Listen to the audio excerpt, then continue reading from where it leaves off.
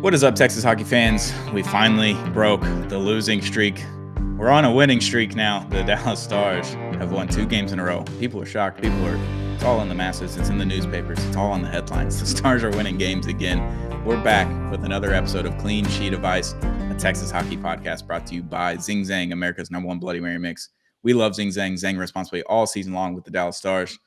I'm your host, Stone Strankman, joined always by Dom Garcia. How we doing, bud? Man, it does feel good to get points. 3 consecutive games. The injuries are a little rough, and boy, is it feeling like a Dallas Mavericks season with how quickly they're happening. But man, with all that being said, to be continuously getting points game after game, always a great feeling. Always a great feeling. Yeah, it was a tough 4 games in a row. And what I said on Friday's episode after they got 1 point in overtime, where they just didn't play well. They played better, but they didn't play well enough to score points 5-on-5, and that's all it was. They couldn't score goals, and they got a point. And I was like, you know what? That's better than getting no points. So I went home. I was like, they played well on defense. They got a point. It is what it is. See what they do this weekend against the Canes.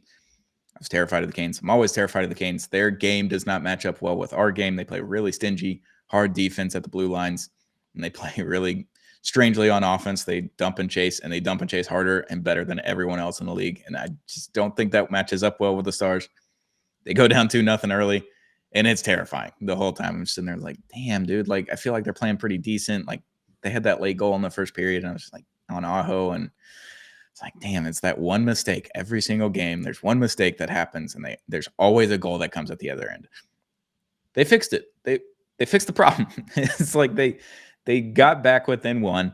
They played a little bit better. They get the second goal, and you're like, okay, maybe something can happen here. I don't know. Then Rupe Hintz gets hurt, and I'm like, no, dude. Like, please let us stop getting injured one time.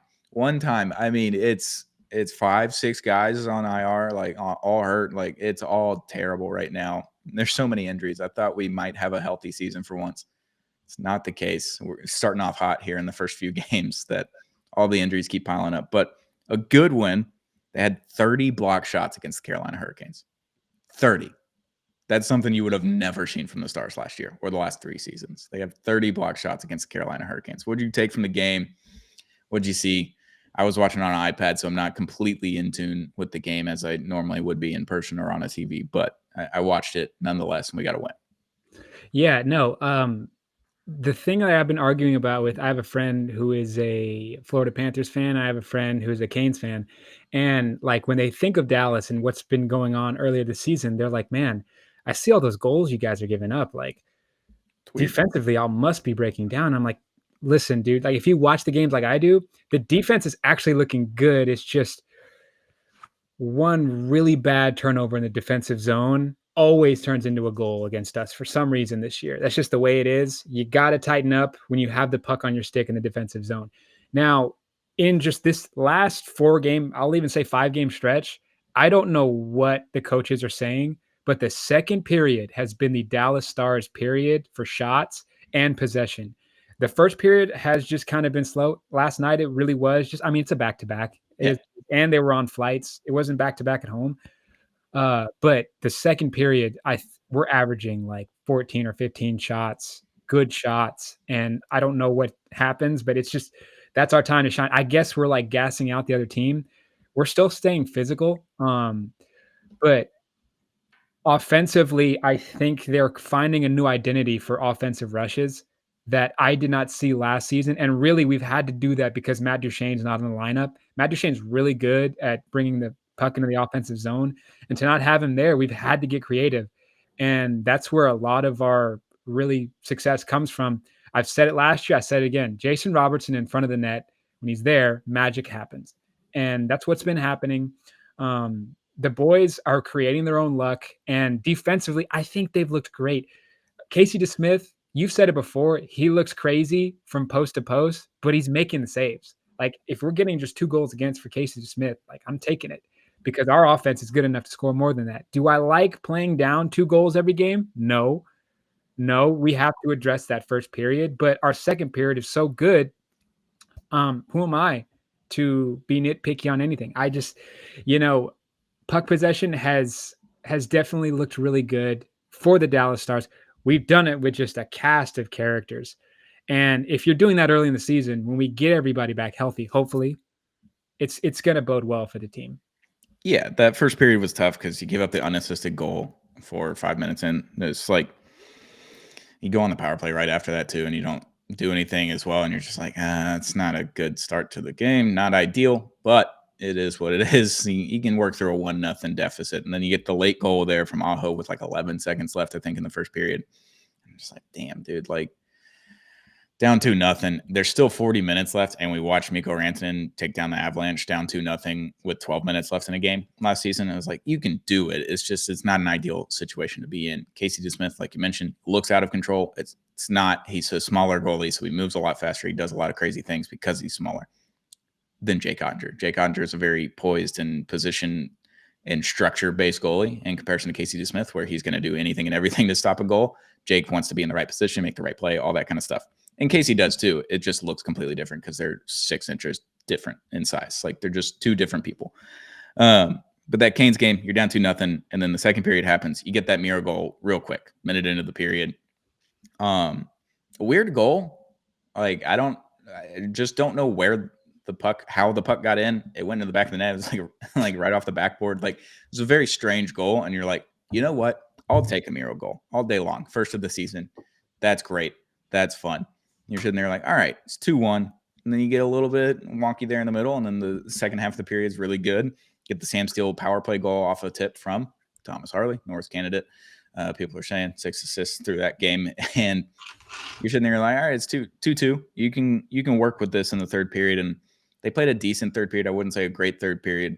And then it was obviously Miro Heiskanen again. Like just another weird wonky goal where it deflected off of the skate, I believe, from Carolina on a 4-on-4 or 4-on-3, I think, at that point. And it's just weird, strange goals from Miro Heiskanen. But if he's going to shoot and be aggressive, then this team's going to be awesome and elite, especially if you're getting both Miro and Thomas Harley doing those things. I know Harley's kind of had a tough start to the season. People are calling him out and all that kind of stuff. But it's a new system. He's getting used to it, and he's going to get aggressive on offense again here pretty soon. But he's got a number of points already, so I'm not worried about Thomas Harley. Miro Heiskanen was the one we were worried about heading into the season. He looked every bit of what Miro Heiskanen is over the weekend. Like he's flying up and down the ice. He's taking the puck from the defensive zone all the way to the offensive zone, putting a shot on net or putting a good shot creation play towards the net. So if we're getting that kind of Miro, this team's going to be just fine. And he got 2 goals against the Canes. Like he was player of the game. He was best player on the ice.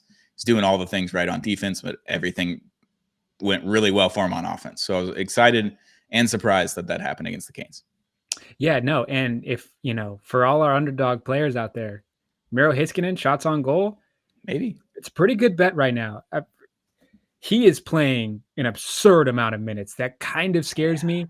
I would love for, somebody in the media to like get a feel for like what his legs are feeling like, because he doesn't look tired at the end of games. Like that's the thing. It's like I get scared with how much ice time he's getting, but he looks great on the power play. That's something I wanted to point out today was even on score on the power plays, our power looking damn good. We are getting really good, busy. We're not wasting any time setting up a position. Like we're getting to the point. And if Miro's going to look like that on the power play, you got to worry about him and Thomas Harley. That's frightening. And yeah, no, he's been on a heater, man. He's going to be there. He's like our best player when the puck is in the defensive zone to get it into the neutral zone. He's always been that way. Like he'll play fast, but he can also play slow. And I'm starting to see that from him in the offensive side, which is nice to see. And if you're going to get points from him, man, like I said, those underdog people, y'all better be hitting those overs on Miro Heiskanen. Yeah, Miro's just like when he takes that first step where he decides to put the juice and put the pedal to the metal, like that first step where it's like a little bit of a hop, skip, and a jump kind of thing when he starts to sprint. I love seeing that out of Miro. It's just something really fun because he glides. He's not Connor McDavid in the way he glides and everything, or Rupe Hintz, but it feels similar in a way where he just decides to put the gas down and he just starts flying by people. And it doesn't look like he's just putting a maximum effort into gliding past people or getting past people with speed. It looks effortless. I know it's not. Like sprinting full speed is not effortless on the ice, but having the puck on his stick, having the control that he does with the stick is incredible, both in the defensive zone and the offensive zone. So I've loved the aggression from him. He played 24-19 against the Carolina Hurricanes. So nothing too crazy. Kind of what you see from top D man across the league is around 22 to 25 minutes. And he's kind of been in there for the last couple of games. So fine by it. But Rupe Hintz then gets hurt on a power play, or gets a penalty off of the Taylor Hall hit. What did you think of the hit? Because I have some words on it, and I know a lot of Canes fans were upset, and I think the Canes fans will like what I said.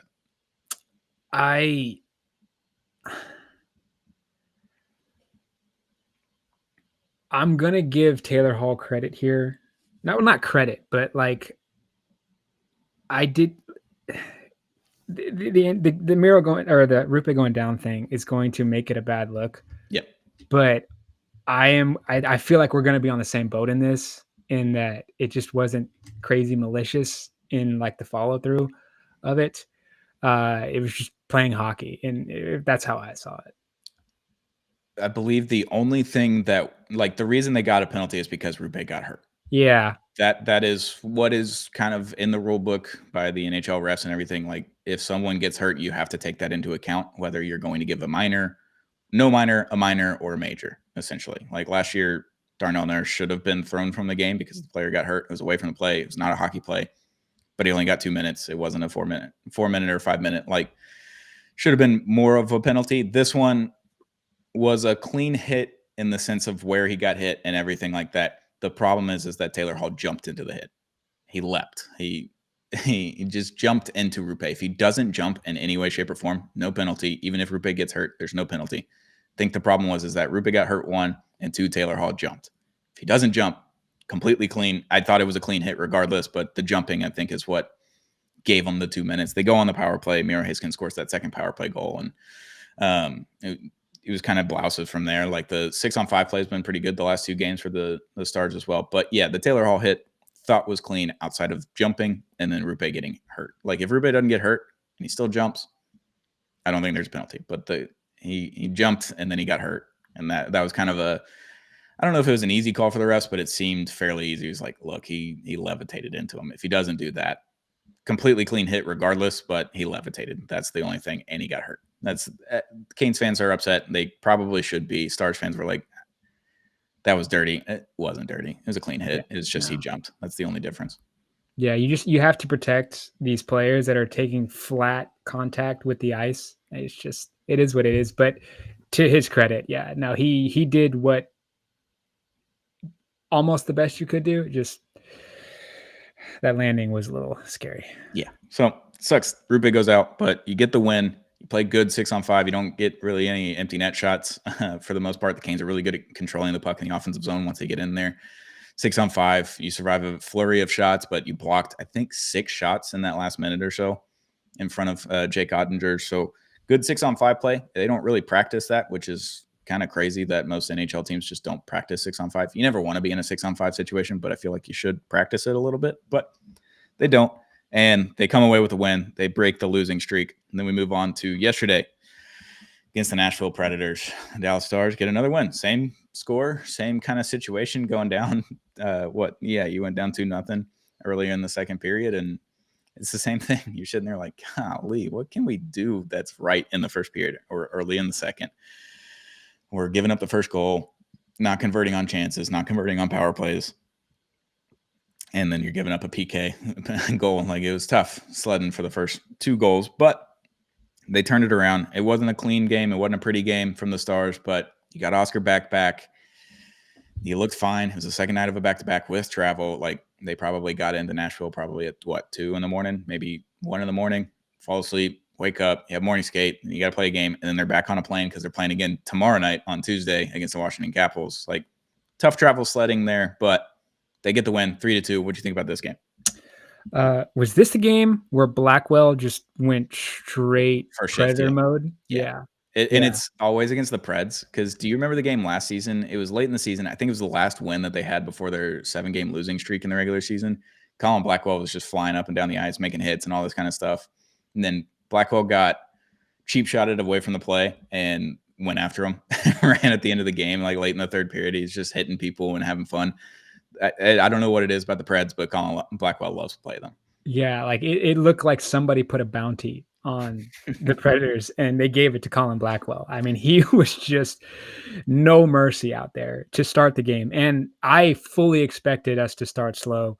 Like you said, probably getting there at 2 in the morning. It was a 6 PM puck drop, Mhm. so, like, that sucks as well. It is the shortest flight from Dallas to any other NHL team, which is Yeah. crazy to me because Nashville's not close at all. No.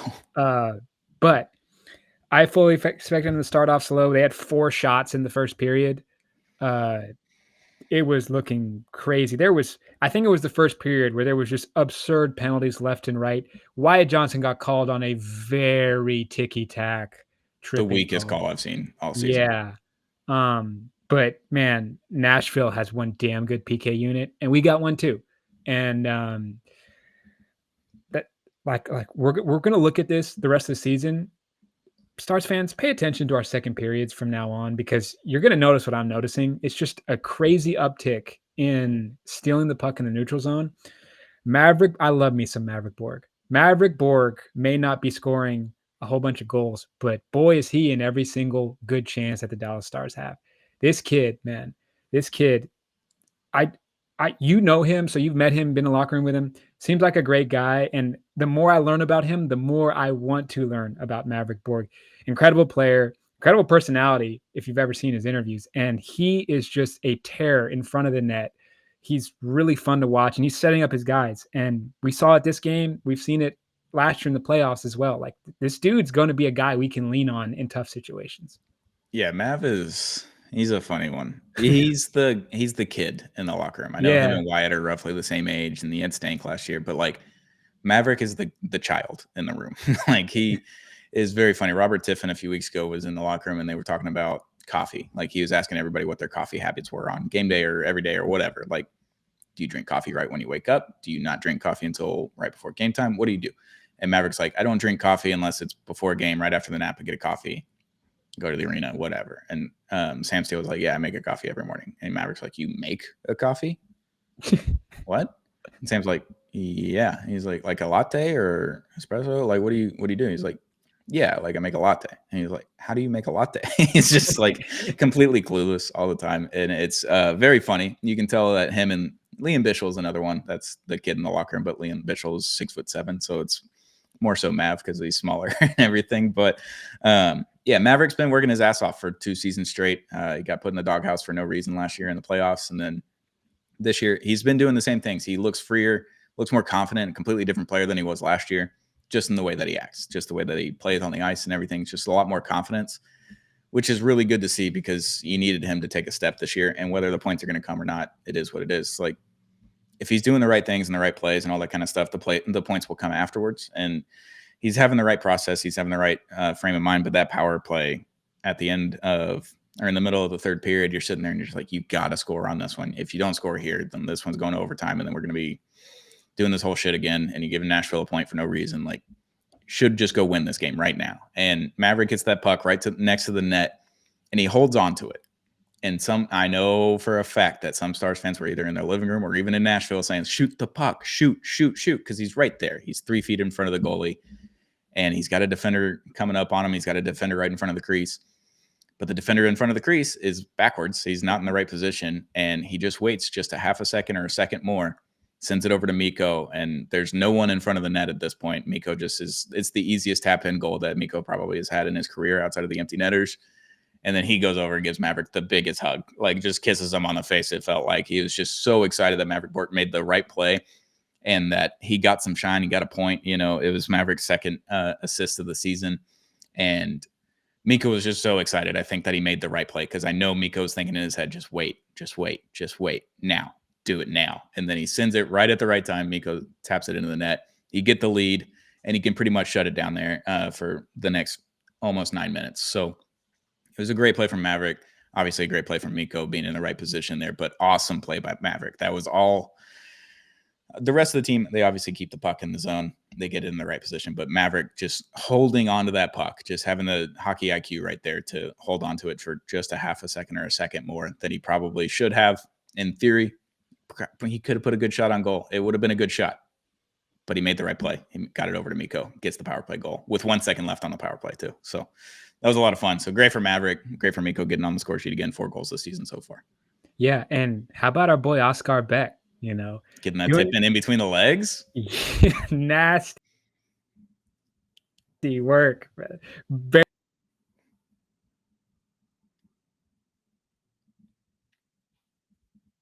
To have him out there was really great.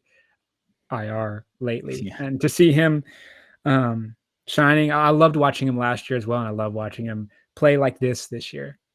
He's a completely responsible player. He does all the right things. He's in the right position. He may not be the fastest, may not be the biggest, he may not hit the hardest, whatever, but he's in the right position. He's doing the right things a lot of the time, most of the time. So having him back, just to have him for the 4th line or the 3rd line right now, we're just with all the injuries, like you just need bodies at this point. So having him back was fun. I know he enjoyed being back out on the ice and him getting the first goal of the game and his first goal of the season, coming back after missing 8 games to start the year.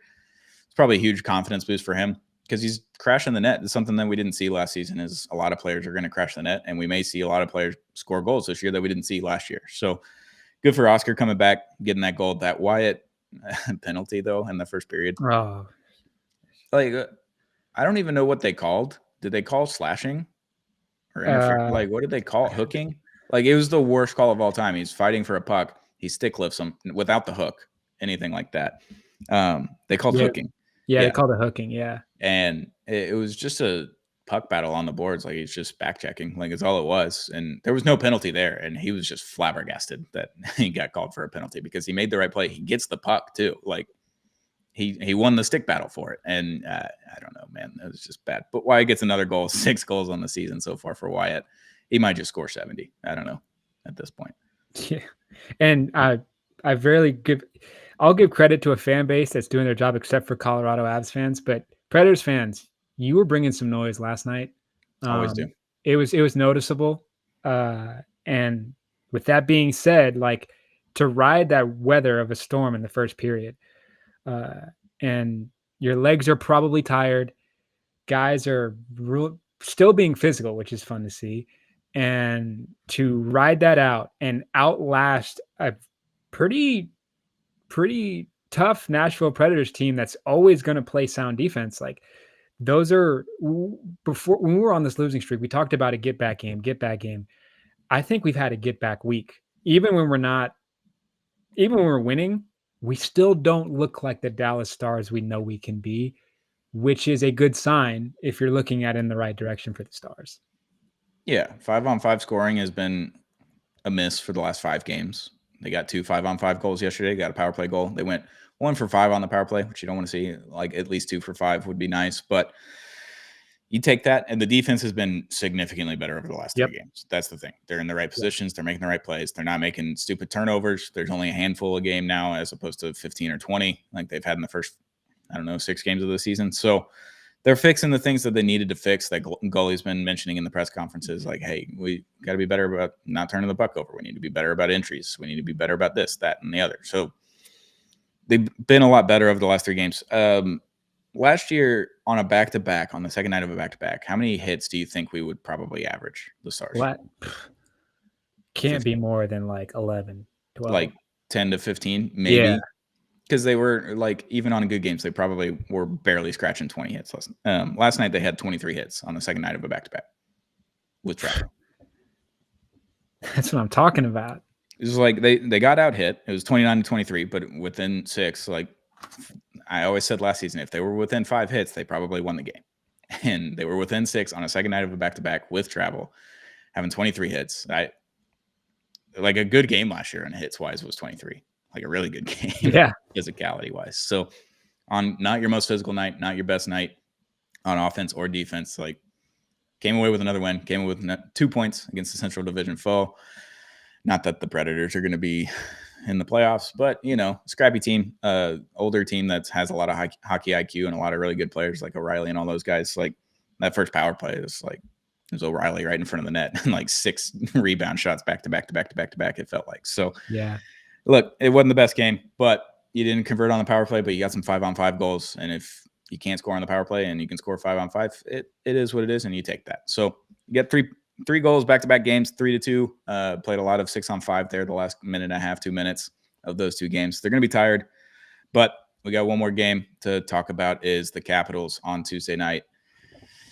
Ovi's potential last game in Dallas, potentially. I know they sent that out to the season ticket holders last year, and then they rescinded it. So I don't know if it's Ovi's last year, but it could be his last time in Dallas. It's going to be my first time to get to see Ovechkin. Maybe he hits 900 goals while we're there, which would be really cool as long as we win the game. That'd be really cool. But what do you think about the Caps, and what do you think is going to happen in this game? Listen, man, Washington, they are 6-3 right now, 12 points. Mm-hmm. Not a team to take lightly ever, and Obi is just timeless, man. I'm kind of jealous that I can't make it up there because I would love to be at that game. But Dallas Stars fans, when we were playing our worst hockey, losing, the vibes were not Dallas Stars fan level. Tuesday night, I think it was last week, it was a Thursday game. Against the Kings. It was, now I'm not talking noise, I'm just talking like attendance. Dallas Stars, it's always a packed house. It was one of the lighter houses I've seen. It was Tuesday against Columbus because I noticed it as well. I called it out on the pod. It was Houston Rockets type crowd, and that's unfortunately for me, that's really bad. Yeah. I need that place rocking. Mavericks fans have been coming out to Mavs games. I've heard the flag chants during the anthem. Here's some Stars fans in there. Well, we need some juice because these boys are really banged up. And if we get our third and fourth liners and our healthy scratches, give them a little extra juice, and we get more points, that's when we start going on a roll. That's when, Matt Duchene hopefully comes back. Don't know when he's coming back, but hopefully. And it's going to be a tough game. And that's why we need that traditional Dallas Stars crowd, because next week we know what's coming. Do you think it's stolen valor by Mavs fans doing the flag chant during the national anthem from the Stars? Or is that just like a city thing? Like, hey, we do the Stars thing. Let's do a flag thing for Coop. Well, whenever I see them on TikTok, other fans that don't know about the Stars chant, like from other cities, they're like, oh my gosh, I wish we had that gimmick. And the Rockets also have one like that. When the Rockets red glare, it's just nowhere. It's not even comparable. It's not the Stars. It's not. Yeah, the Stars. If you've ever been in the AAC when like it's a playoff time and that Stars chant, it fires you up like in a USA Hockey fan hearing the Freebird song go off. Like, I think it's even cooler that, because when I first heard the flag one, I was like, damn, that's your thing for the next 10, 15 years. Like, I love it. I love it. I think it's so unique to Dallas, and it's so unique to both just the city of Dallas. It sucks that they're leaving to go play in a new arena, but hey, it all started right there in AAC, and that is really cool. Yeah, because the Golden Knights do night in the anthem as well, and that's definitely stolen valor.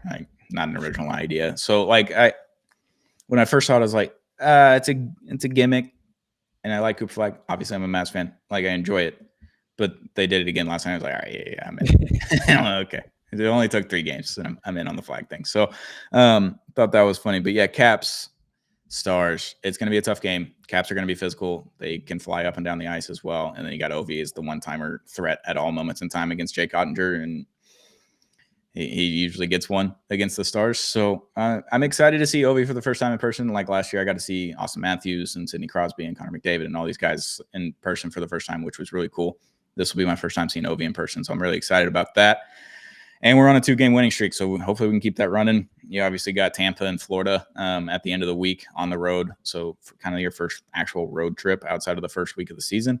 So it'll be interesting to see. What do you got score prediction, Caps, Stars? There's a lot of pressure right now. I, for some reason, have been pretty close to on these. Okay. You have. I'm going Stars in overtime.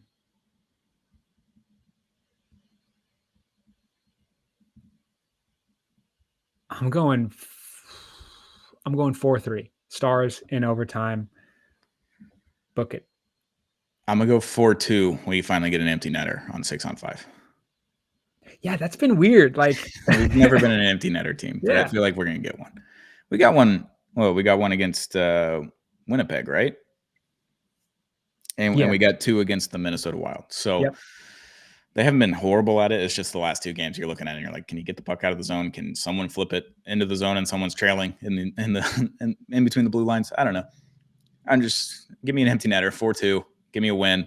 Keep the win streak going heading into Florida and Tampa and be fun. So that's it for the podcast. We'll be back on Wednesday to talk about the Caps game and preview the Tampa Bay Lightning, who are kind of struggling right now. So if we don't win that one, I'm going to be upset. But we'll be back on Wednesday to preview that game and talk about the Caps game on Tuesday night. And then we'll be back on Friday to preview the Florida game, talk about the Tampa game. Monday, Wednesday, Friday. It's the new cadence. It's the new normal for Clean Sheet Advice, 3 episodes a week, Monday, Wednesday, Friday. Be out mid-morning usually. So be on the lookout for that. Hit that subscribe button if you haven't already, wherever you get Clean Sheet Advice. On podcast platforms like Spotify, we have video on there as well now. So if you want to stream us and watch us on Spotify, you can do that, as well as on YouTube at Apollo HOU. Hit that subscribe button if you haven't already. It helps us out a lot. Follow us on Twitter at Clean Sheet Advice.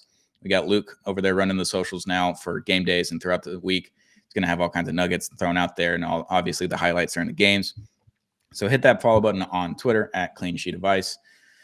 And we'll be back on Wednesday to talk about more Stars hockey. Thank you to our sponsor, Zing Zang, America's #1 Bloody Mary mix. We love Zing Zang. We've been zinging responsibly for the last 2 games and irresponsibly maybe before that, for the 4 games before that. But shout out to Zing Zang, America's #1 Bloody Mary mix. We'll be back very, very soon with another episode of Clean Sheet Advice, Texas Hockey Podcast.